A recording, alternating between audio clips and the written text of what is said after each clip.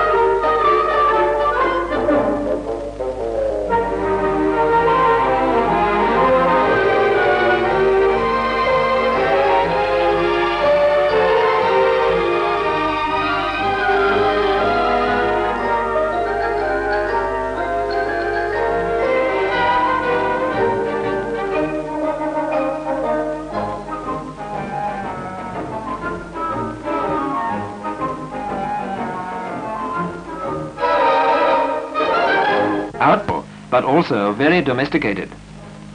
And it's earlier in the day than in most cities when the time comes for Melburnians to go home. Then some go to flats in the few multi-storey blocks which grow on the fringe of the city centre. Some go to the mean row houses and ornamental terraces which crowd the streets of the 19th century. A few go to rooms above shops. But 7 in every 10 go to separate, single, private, personal homes and gardens.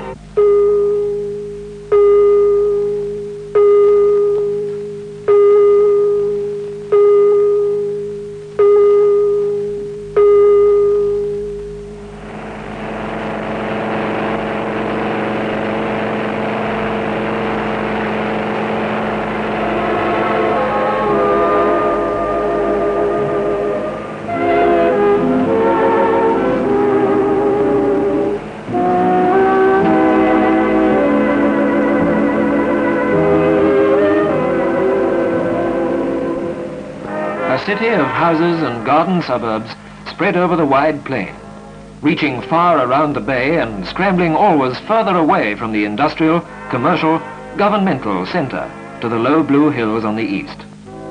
720 square miles with nearly 400,000 houses. 20 people to the acre, covering double the area of some other cities with only half their population.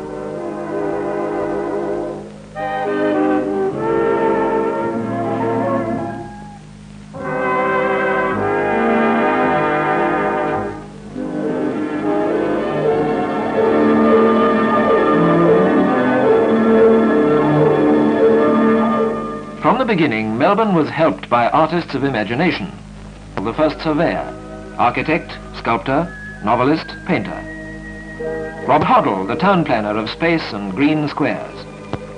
Guilfoyle, the great gardener, curator of the Botanic Gardens. Pioneers who bequeathed an acre of open space to every 100 Melbourne citizens of the 20th century. Melbourne thus had vision, even when it was ankle-deep in mud, when it was a little village lost at the bottom of the globe. And then in 1851... Gold! Gold! Gold! Gold!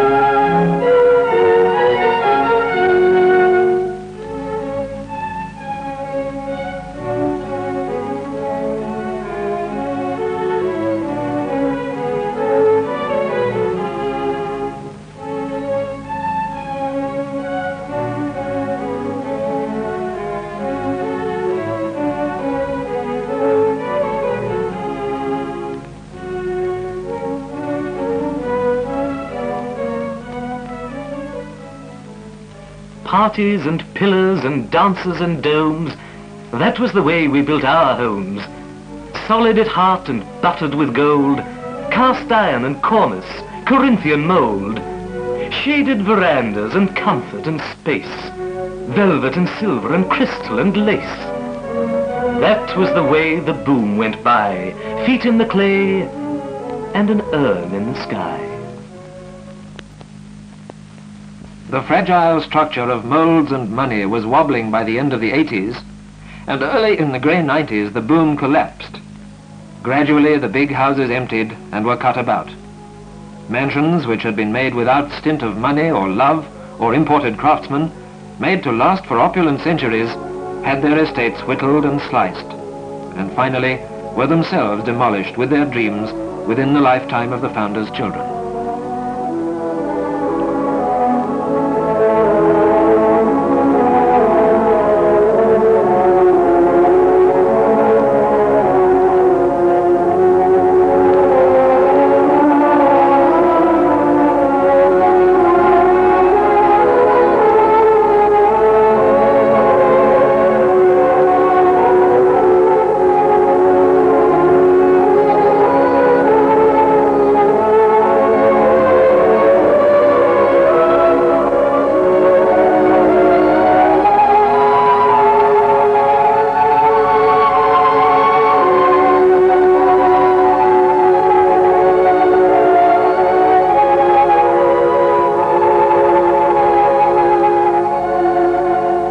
Just as there is no place for the undersized in 20th century Melbourne, so there is no place for the over-large. Goodbye to the big homes, the bold homes, the preposterous, fascinating mansions of the boom.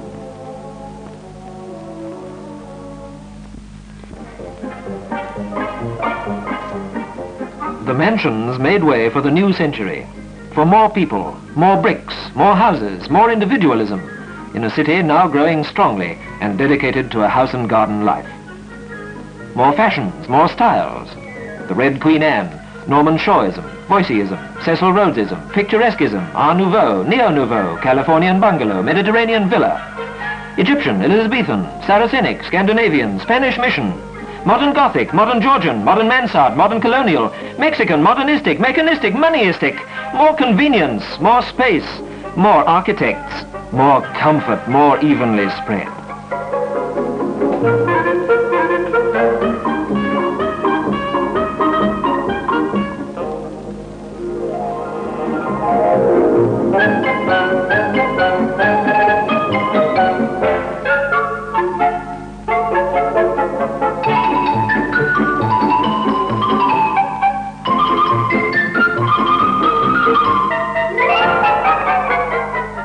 More evenly spread? Ah, come off it.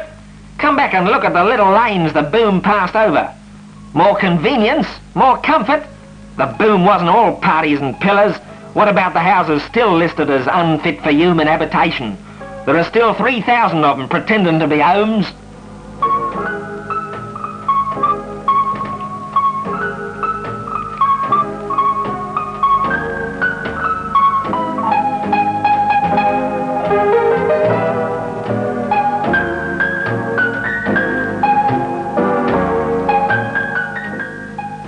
And what about the migrant?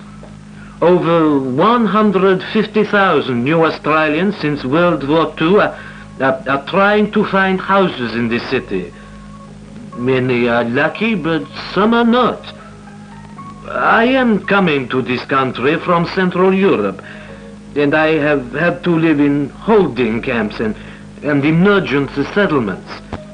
It is not nice, it is very hard. It's not nice, no, but at least it's clean, and that's more than some of us get. How's this for the functional modern architecture of the new world?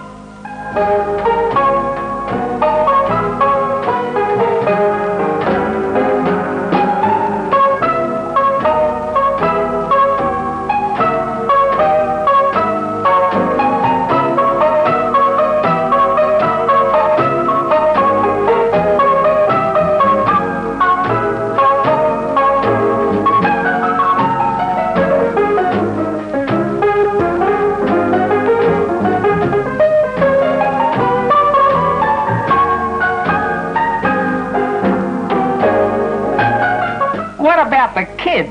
Where will young Jack and Jill of the inner suburbs live when they grow up? Yeah? In these beautiful, spacious, modern dream homes?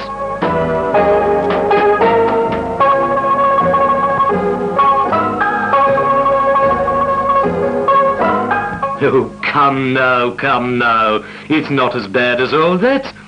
In factories like this precasting concrete works at Holmesglen, the government has built thousands of houses and dozens, literally dozens of estates like these. The housing shortage is on the mend. The bottlenecks are being cleared. Since 1937, tens of thousands of Housing Commission homes have been built for renting or sale to the temporarily underprivileged.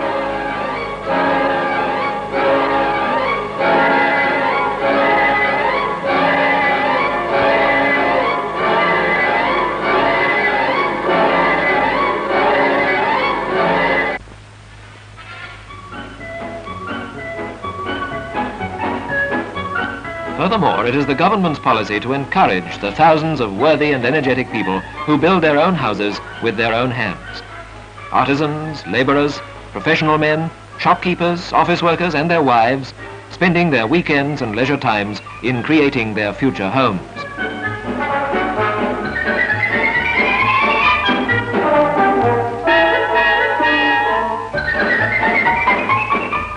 It is here that we see the characteristic Australian qualities forged on the goldfields and in the fighting lines by diggers of 2 world wars.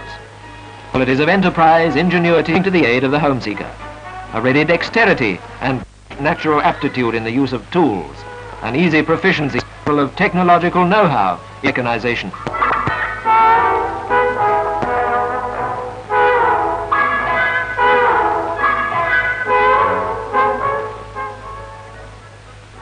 Newspapers and journals in a wide variety of tastes instruct readers ever eager to learn the latest trends in home planning and decoration. Cream brick veneering and wrought iron and chrome. This is the way we build our home. Wall-to-wall carpets, including the stair, plaster and plastics, the latest chair, cookers and washer and Frigidaire. You'll have to be careful to keep the score. It's fun to go better than Jones next door. Pink satin lampshades with pastel tints. Do it yourself with the homemaker's hints. This is the way we build our homes, on long, easy terms, in a garden of gnomes. In Melbourne, where every man can be his own builder and his own architect, many diverting evening hours of ingenuity are spent in devising desirable ground plans, while the inherent good taste and lively imagination of the Melbourne housewife provide an abundance of delightful and enjoyable effects. Happy partners in home ownership.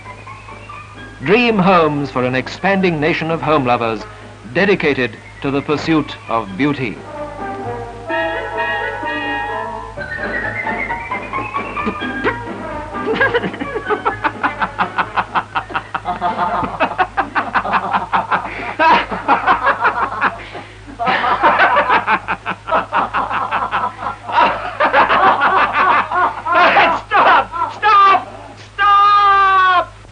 There's another side of Melbourne's homemaking, another approach that was here from the very beginning, a search for a fitting background to life in Melbourne, made in the gentle nature of Melbourne's landscape. Wood from the great gum forests of the hills, stone from the basalt foundations of the plain. A thin thread of indigenous building beginning with the pioneers.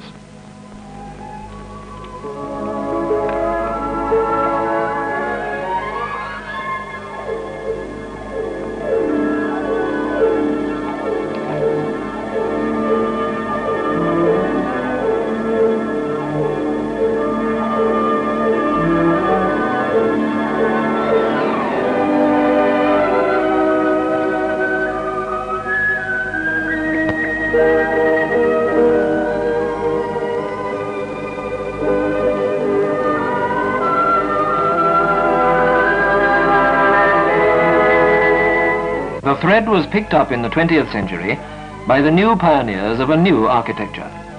Harold Desborough Annear, fighting free of the entangling ornamentation of imported fashions, building forms sharp and clean and full of promise for the future, even before the First World War. Walter Burley Griffin, the great American architect of the Chicago School, adopting Melbourne in 1914 and adding his modelled spaces, inventive structure and shadowy textures to the rational movement.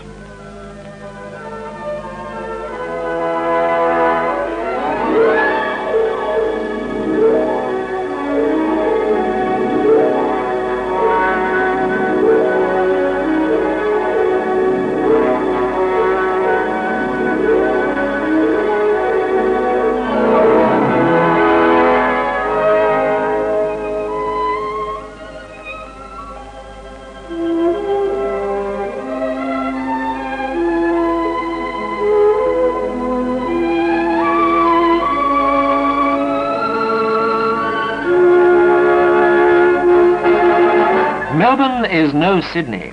She can offer her architects no drama, no spectacle, no challenging obstacle. But she is kind to them with her mild, if contrary, climate, her abundance of natural materials, her tradition of non-interference with originality. Haddon, Cheetham, Newton and Grounds.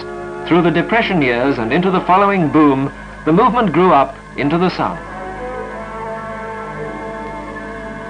Their imagination stimulated by the lonely work of the pioneers, in recent years, many of Melbourne's domestic architects and a great number of her citizens have subscribed to an informal popular school of design, blending the wood, the sun, a little steel, a lot of glass, and the ordinary easygoing life into a Port Phillip idiom of building for enjoyment.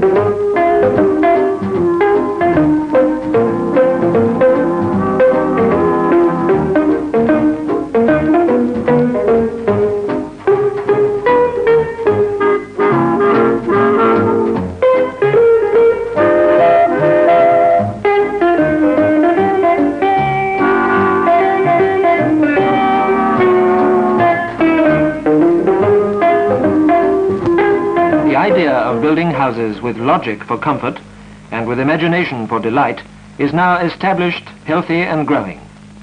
But still, this is only the beginning. What will come next? In this climate, the young Melbourne architect of today has his hands free as he prepares for the next step. Here, half a world away from the direct influence of Europe and America, he is now planning a better home for tomorrow on a clean sheet.